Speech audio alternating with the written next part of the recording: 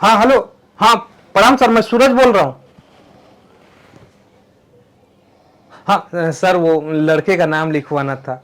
पिताजी लेके गए थे स्कूल में, वो नाम ही नहीं लिखा, वापस कर दिया। आप थोड़ा देख लेते तो सब बड़ी मेहरबानी होती सर। हाँ सर, वो इंग्लिश मीडियम वाला स्कूल है ना, जो आपके रिश्तेदार का है।